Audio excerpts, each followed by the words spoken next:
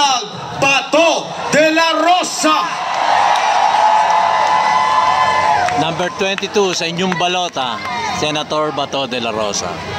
Magandang gabi sa ating lahat. Ayan na. Ayan. Ano, nagtatago ba o hindi? Totoo lang.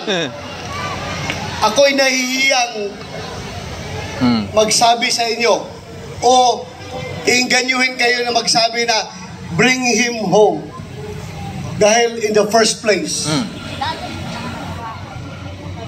hindi natin siya napigilan na dalhin doon sa ICC.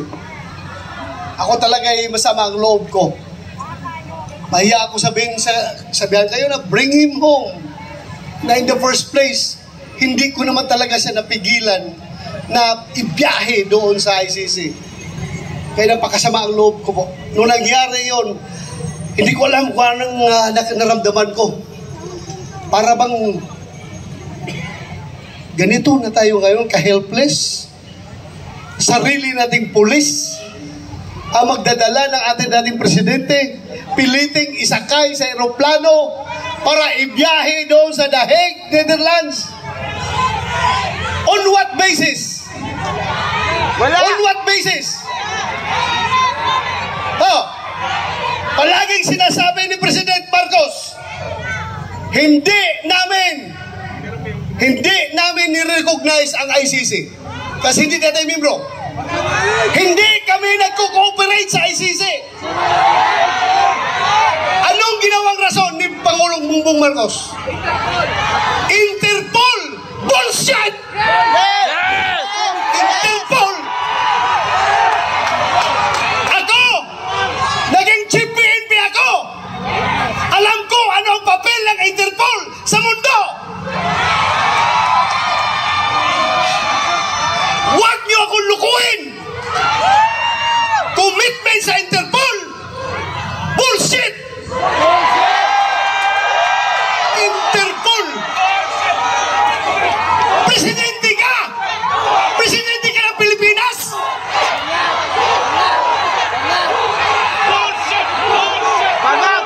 Presidente ka ng Pilipinas!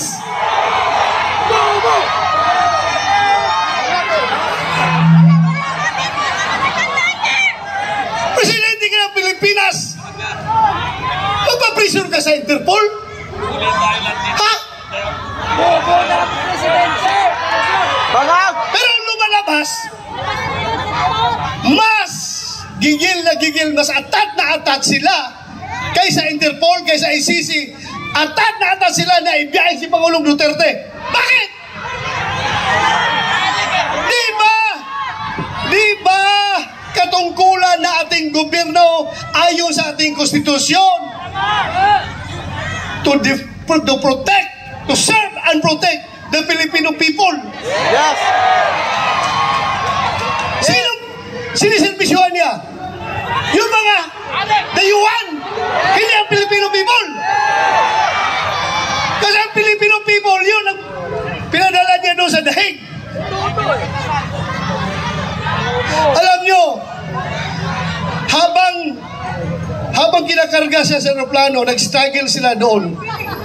Wala na ko ibang magawa. Dahil nandun ako sa Davao, kinu-coordinate ko yung ating yung petisyon na ginagawa natin na hindi nakahabol. Hindi ako sumama sa Hong Kong dahil sa gabi na yon, alas 3 sa madaling araw dapat ang biyahe ko papuntang Hong Kong. Pero merong nag-leak sa akin na impormasyon. Hindi pa rin tulog ang Diyos. Nagsabi na, sabihan mo sila na may warrant na si President Duterte at si Bato. Uhulihin sila pagbalik nila dito galing sa Hong Kong. So tinawagan ko si Bingbo Pichaldia. Sabi ko, sir, meron ng warrant. Hindi na ko hahabol dyan. Asikasuhin ko na lang yung petition natin dito. Petition for certiorari and prohibition. Kinordinate ko yung ating mga abogado. Sila tornitor yun. Pero nung kinarga na siya, wala na kung ano bang gagawin ko. Alam yung nagawa ko? Naghanap ako ng tao na kakilala yung piloto ng eroplano. Pinasabihan ko yung piloto, sabihan mo, Sabihan mo, pag gawin niya yan, ibiyahin na si Pangulong Duterte.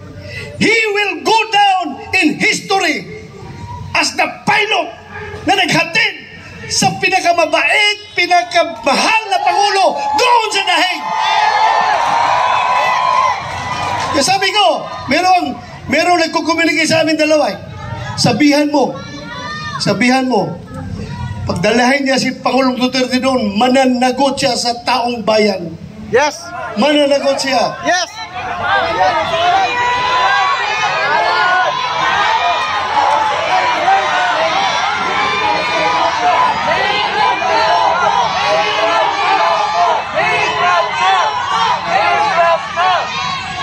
Alam niyo, ang nakakasama ng loob ko.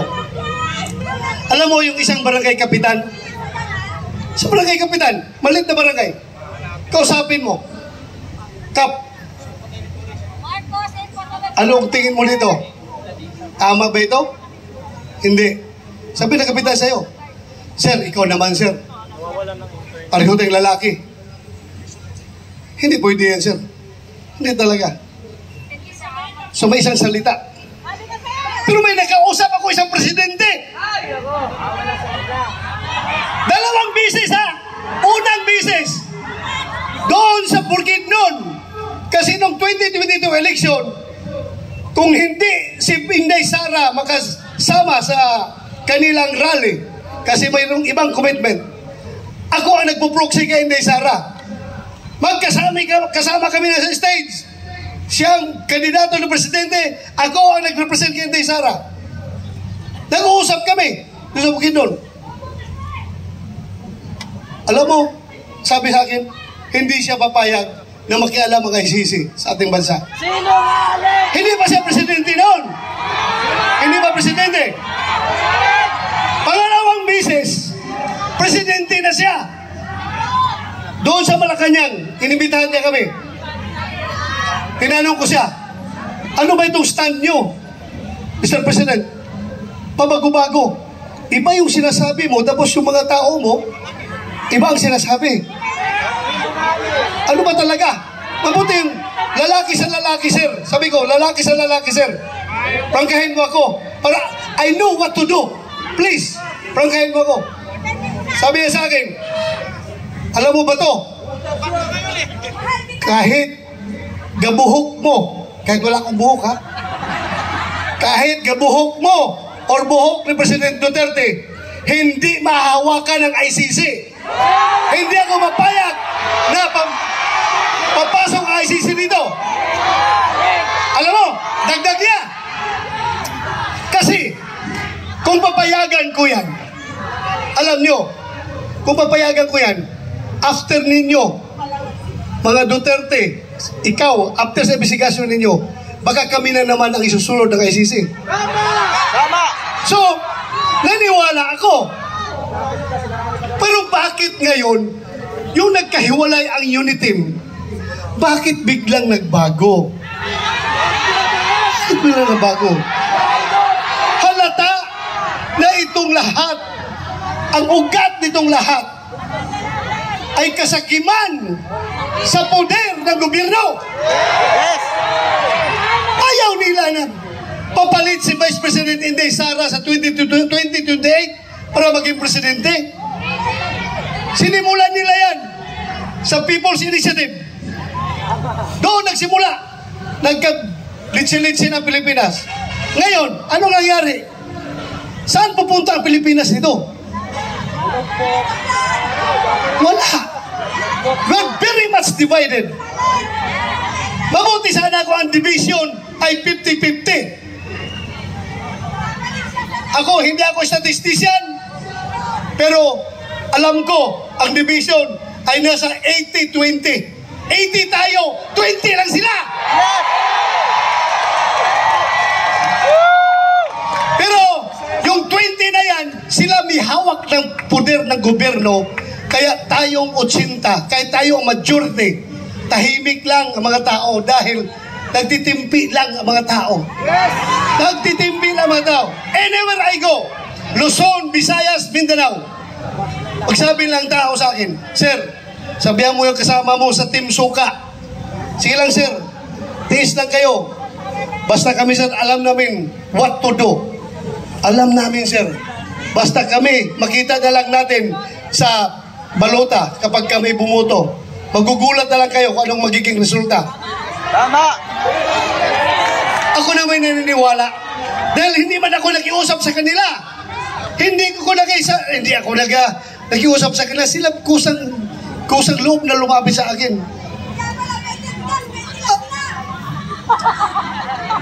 Alam nyo, ang nakakasama pa, ha?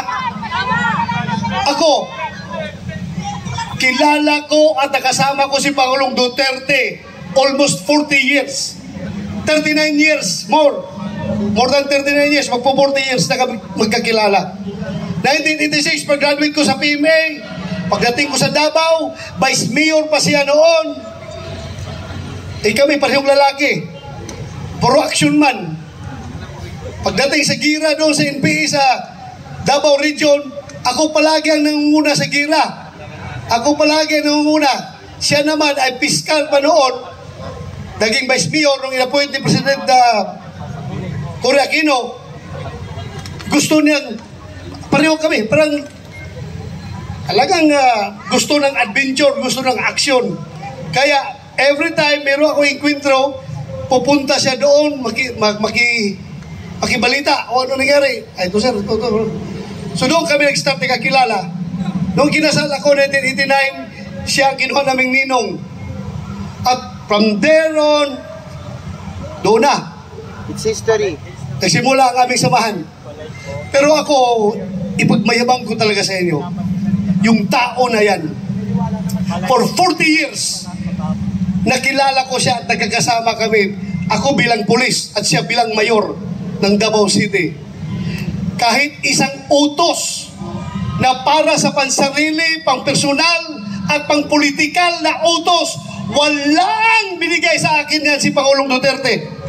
Ganon po siya, katino na tao.